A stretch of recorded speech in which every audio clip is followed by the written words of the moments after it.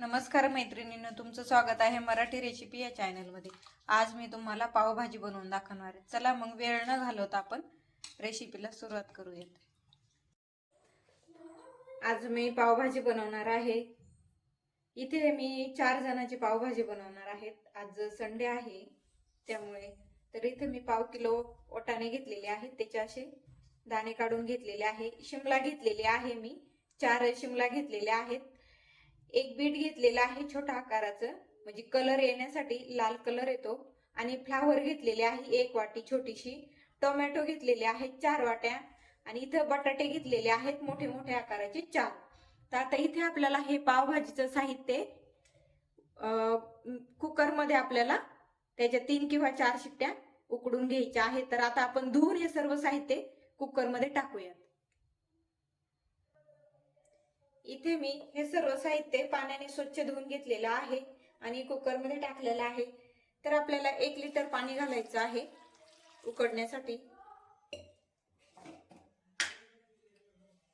त्यामध्ये आपण 1 ते 1.5 चमचा मीठ घालणार आहोत। मीठ आपल्याला टाकायचं आहे उकडण्यासाठी। आणि हे व्यवस्थित असं मीठ व्यवस्थित मिक्स करून घेऊयात। 1 लिटर पाणी याला भरपूर होतं। आता आपण झाकण लावण्याच्या 3 शिट्ट्या करू। इथे मी पावभाजीच्या 4-5 शिट्ट्या करून घेतलेल्या आहेत।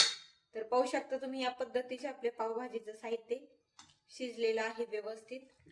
आता हे चमच्याने आपल्याला व्यवस्थित मिक्स करून घ्यायचं आहे या पद्धतीने। त्याच पाण्यामध्ये आपलं शिल्लक राहिलेल्या पाण्यामध्ये व्यवस्थित आपण मिक्स करून घेऊया।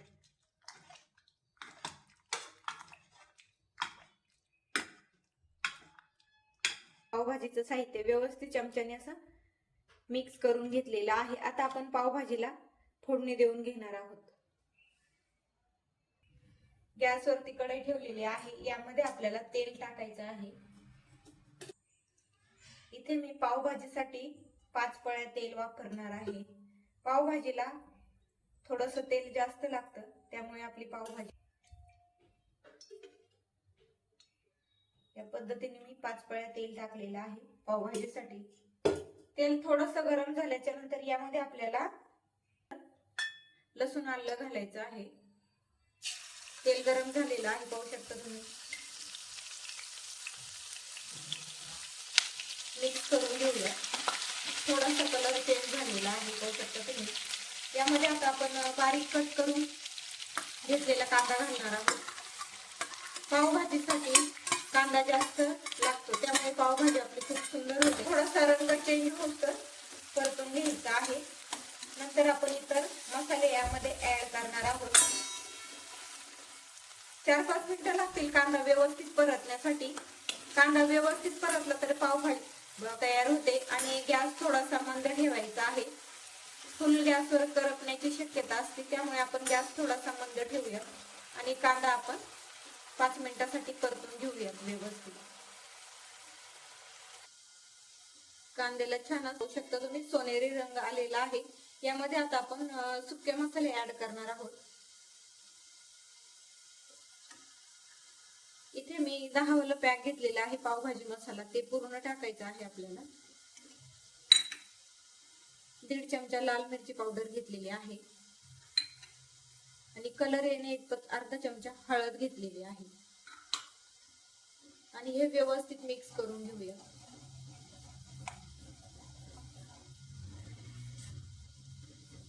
मसाले व्यवस्थित असे मिक्स करून घेतलेले आहे। आता आपण पावभाजीचं साहित्य उकडून घेतलेलं ते यामध्ये टाकणार आहोत। तर कलर आता आपल्याला हे पावभाजीचं साहित्य टाकायचं आहे।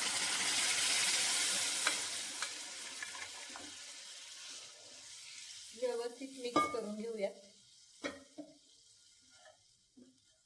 बघू शकता तुम्ही।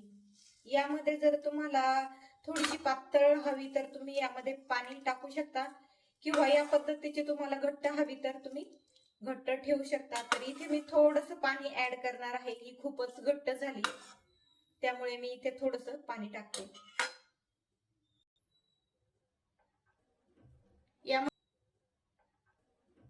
यामध्ये 1 ग्लास पाणी टाकते मी. आणि आपण भाज्या उकडताना मीठ घातलेलं आहे 1.5 चम्मच. तर त्यामुळे आता जर आपल्याला वरतून लागलं तर आपण मीठ घालणार आहोत. पाहू शकता तुम्ही खूप सुंदर आपला पावभाजीचा कलर आलेला आहे. आपण मंद आचेवर पावभाजीला व्यवस्थित अशी एक उकळी काढून घेऊयात.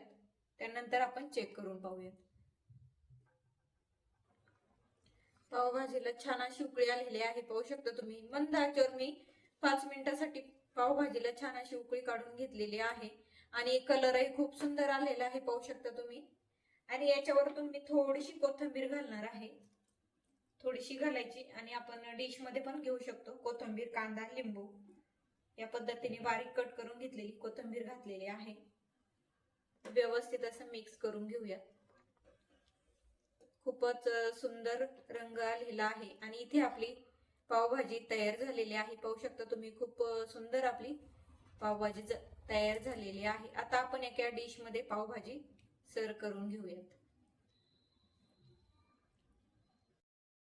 डिश मध्ये मी पावभाजी काढून घेतलेली. पाहू शकता तुम्ही किती सुंदर आपली इथे पावभाजी तयार झालेली आहे. नक्की तुम्ही ट्राय करा आणि कशी झाली ती कमेंट मध्ये सांगायला विसरू नका. पुन्हा एकदा भेटूया अशाच एका नवीन छान रेसिपी सोबत. तोपर्यंत बाय बाय.